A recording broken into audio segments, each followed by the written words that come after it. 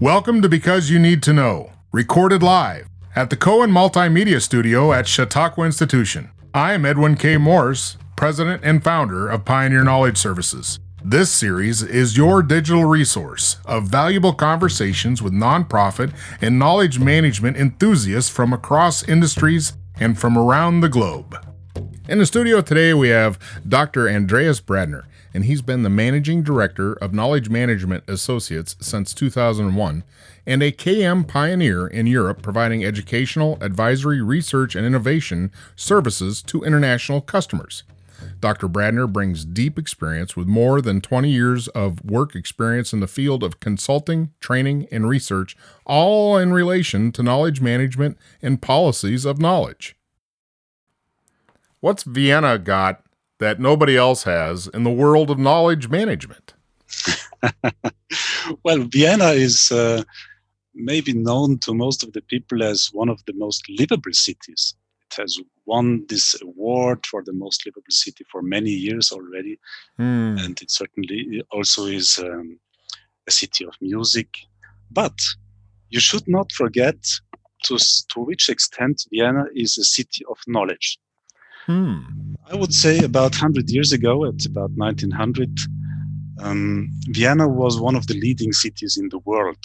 And we had certainly leading scientists in the field. We had Sigmund Freud and others. And knowledge definitely has been at the heart of this culture. And not only thinking about sciences and knowledge in general, but also as knowledge as the core resource for all sciences. And from this knowledge culture, people like Peter Drucker have developed. You know, Peter Drucker was born in Vienna, and he was certainly one of the most important pioneers for this subject of knowledge societies, knowledge work, knowledge management. From what I recall from my studies with Peter Drucker, I think it was around 1948 he coined the term knowledge worker. Absolutely. So very forward thinking in understanding of where things are going to go and what they need to be focused on. True. And he came from a culture where this topic was already addressed by others. Maybe you have heard of Friedrich von Hayek. He was a Nobel Prize winner and one of the leading figures in economics, even in the United States. And one of his very famous articles was about the role of knowledge in society. That was even before Peter Drucker. And he said there is one reason why communism will fail. And he said, because knowledge is a decentralized resource. Knowledge is not given to one institution in the country, to one political party, or to one ministry, or to whoever. Knowledge is a distributed resource. That's what Friedrich von Hayek already mentioned 70 years ago, or even more, and argued that liberalism is the solution because the entrepreneur is the one who has the knowledge about the demand and about a specific solution that he has. And nowadays, let me just follow this point. And nowadays, we are in a situation where the manager of an organization is far from having all the knowledge for his company. We are now building on the knowledge of individuals, of the knowledge workers that have to self-determine their way, how to work, how to learn, to which conference to go, because the manager doesn't know. He can't tell him. But now we find that even the knowledge worker himself is lost if he is not connected in a network of knowledgeable people outside of his organization, like the knowledge managers themselves. These poor guys, well, let's say these proud and passionate guys and women and men, they have a passion for knowledge management. They learn it, they practice it, but they don't have many people to talk with because the other practitioners are outside. They are not within the organization. So they link up with others around the world and they connect in international communities to discuss their pain points and to get inspiration and so on. And this is a very nice development from let's say Schumpeter, who has been the even older Austrian guy, saying that innovation comes from the entrepreneur. Friedrich von Hayek, who said that it's a decentralized resource in society. Peter Drucker putting it at the heart of management. And now we are in the knowledge worker and in the distributed knowledge network society. I think that's amazing. And that came from Vienna. So you tie in a couple of things that are keen for me. And one is that independent individual that is a innovator and a entrepreneur. And really the essence of knowledge flow, as you said, with the decentralization and being able to have it as a resource for all, gives everybody the same ground to foster innovative pathways. So how do you focus that ability and go to an organization like a municipality or a state government or something like that to say, look, if you worked at this as a citizenry model and knowledge was an asset that was shared, and not just shared as a, here's your starter kit, but shared as a continuum, everybody develops along a similar flow. How do you break into a organization to knock on that door for knowledge development? Is it just culture? Is it just region? Are there just some people on the planet that get it? What was the key ingredient in the water that made your home region be the source for this forward thinking? Well, we are currently working with municipalities, governments, and multi-stakeholder communities in various countries to develop a knowledge agenda for their country. And the reason for that is that with a fragmented approach where companies only focus on money and politicians focus on being re-elected and academicians focus on being cited and publishing a lot of papers, we do not achieve real impact. And from a societal point of view, and also from that entrepreneurial point of view that you are mentioning, the question is, why are we doing all of this? And I really like to put the Sustainable Development Goals of the United Nations at the heart of such a discussion, because all our aspirations, or at least a lot of aspirations of mankind, are now condensed into these 17 goals. This is like reducing poverty or improving health, providing clean water and clean energy for all, and so on and so on. And I think if we develop an understanding and a passion for these joint societal objectives and goals, then we can ask ourselves, okay, what is my contribution to it? And how do we achieve more together? Of course, you still have the entrepreneur who wants to achieve his goals, and the government still wants to be re-elected. But nevertheless, you identify that if you do not achieve an impact, then you will not be re-elected, and you will also not create a turnover and a profit.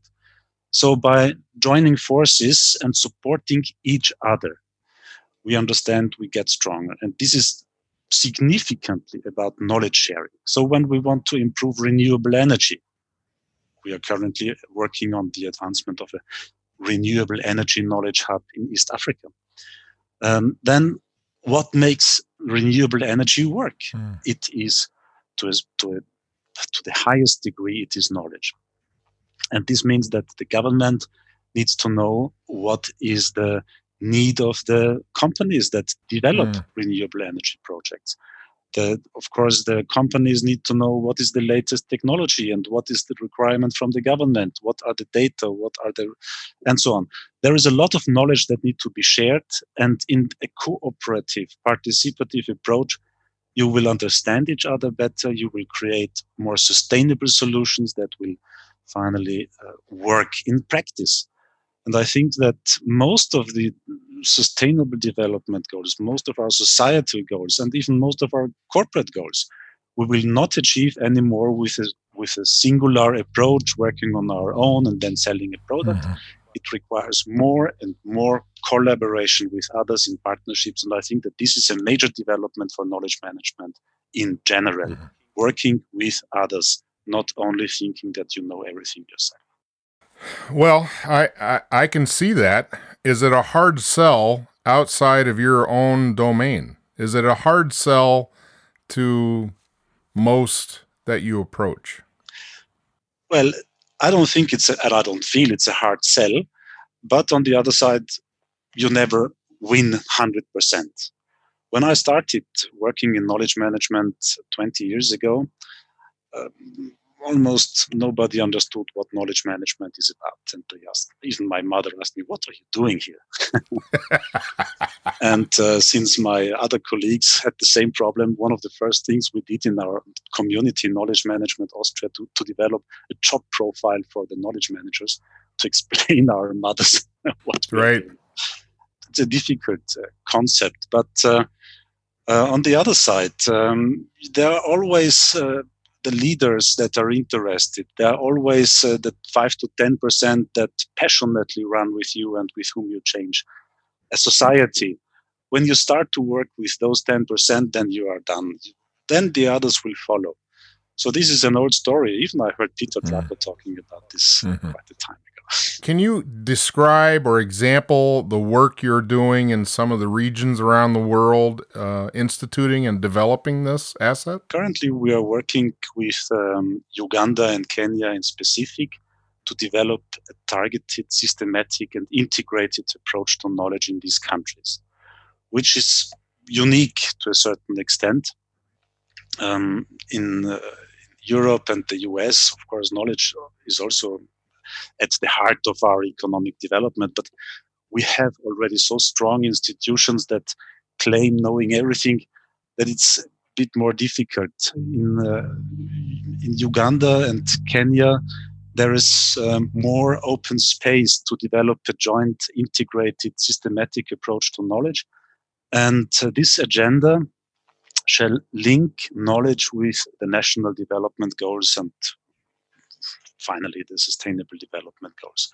We are forming knowledge partnerships, which are multi-stakeholder communities dedicated to knowledge management, knowledge-based development.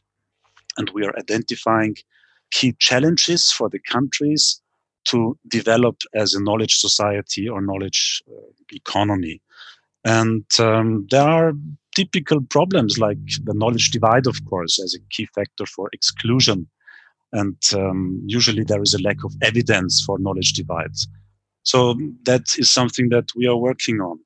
Or strengthen knowledge communication in the countries, because there is a lot of knowledge existing in the countries. Never underestimate Africa. There is so much knowledge and outstanding people, but on the other side, we have a huge amount of people on the countryside in rural areas which do not have access to electricity, which are less educated, which are far from knowledge institutions like universities, etc. And of course, that is something that we need to master. How do we communicate with them? How do we onboard them? How do the different institutions work together, schools and businesses and, of course, universities? Don't forget that 50% of the population of Uganda is younger than 25. So there is a huge number of young people that has some education, some better, some less from school, and they want to do something, but the companies that give them an opportunity are not so many, and therefore the collaboration of schools and the business world and universities is critically important. If the young people can really bring their potential on the ground, then I see a huge future for these countries. Do you have an established estimate of timeline from beginning to adoption in these two scenarios? This is a long journey, of course, and it will definitely never stop. Which means that you can define a project that will maybe last for a year to create this common understanding, to establish a community, to create a joint vision. to identify the key action points and to bring them on the ground, or to at least to bring them rolling so that this will continue. But of course, there is not an end. The most important thing is to keep the community, to keep the dialogue running, and that requires a good facilitator. Mm-hmm. Like we need a good facilitator in communities of practice in the company. It's more or less the same on a national level, or it does not need to have the national level. In the US, the national level is huge, but you can also do it in a regional level, or even in a city or in a community, to bring people together, mm-hmm. identify the issues that you have, and ask the simple question: what has knowledge to do with it? Do we have a lack of knowledge? How do we use it? How could we improve it? So it would just be hard for me to believe that there's a society anywhere that doesn't hold knowledge in high regard. But as you've said, that there are those that like to hold it tight and not share versus making it a community-based resource. Yes, and the question is how well the knowledge is organized in the country. Because if we talk about, for instance, knowledge societies and knowledge cities, then of course we include automatically that we address everybody, the citizens and this society as a whole. And knowledge inclusion is a major issue in so many countries. There are certainly also the US certainly has a very strong knowledge culture, but is it inclusive? I would say there is a very, very strong elite in the US that has superior knowledge, and you will not find universities like Harvard in so many other places. Can you really say that the majority of the US citizens has a very high level of knowledge that is very reflective, well-educated, etc., etc., and has? Would you say that knowledge inclusion is existing in the US at a high level? I'm not so sure. Yeah, I think most people would get confused and say social media is knowledge sharing, but there's no litmus test to show value of just speed as being a key ingredient to knowledge quality. As far as certain knowledge, you go back to just having a national defense alert system, to immediately connect with everybody on a certain aspect of knowledge that has immediate impact, as an example, versus where do you pull your knowledge resource from and what is it and who's behind it. So it ends up being a deciphering element that I don't think most people engage as far as being discreet about where they're pulling knowledge from. Well, I think that in all societies all over the world, we have to strengthen our knowledge skills. 21st century skills are mainly knowledge skills, which means to be able to reflect what is fake news and what maybe not, how to handle complexity, how to focus on something and not, let's say, fall in enthusiasm of everything, which only creates, let's say, confusiasm. Yes. And let's say also having some technical skills and even searching and finding the right knowledge and not going to Google and look at the first 3 hits. Yeah. There is so much that we have to learn, and we don't learn it in school, actually. Even listening. How many people listen to a radio pod for 15 minutes? So those that still listen to this radio podcast, they are among the elite, I think. So congratulations to your listeners. Well, yes. They have a discerning appetite for content, excellent, so to speak. To wrap things up, could you give me your definition of knowledge management, please? In principle, I like very much the definition of knowledge management as being a targeted, systematic, and integrated approach to knowledge for the benefit of achieving specific goals. And that, of course, includes all these processes like searching, finding, sharing, capturing, etc. Targeted, systematic, and integrated, I like specifically because if we want to achieve a specific goal, like, for instance, achieving better health, it does not help only to educate people in school. It is important, absolutely. It is maybe one of the most important things to do, but it's not enough. You also need to have knowledgeable professionals that have a skill to share their knowledge with the patients and with society. You need to have knowledgeable institutions. And this needs to be linked. If they are not integrated and if there is not a systematic approach, then we have the hundreds and thousands of knowledge losses where knowledge would be available, but it's not shared, and knowledge has been developed, but it's not used, and so on. This, I think, is the challenge of knowledge management. It's the responsibility of knowledge management to provide solutions. Because when I started knowledge management for 20 years ago, people are asking me, is an intranet knowledge management? And I said, an intranet is an intranet. And if you capture some knowledge when an expert is leaving, then it's a leaving expert debriefing, but it's not knowledge management. Knowledge management means that we integrate all our activities for the purpose of achieving impact for our societies and for our customers. And just by having data here and capturing knowledge there and maybe innovating things here, we always have to ask ourselves, is this really creating a value for our customers and societies? And if knowledge management can contribute to it, then I think its core asset is to provide a targeted, systematic, and integrated approach to it. Well, thank you very much for sharing that view.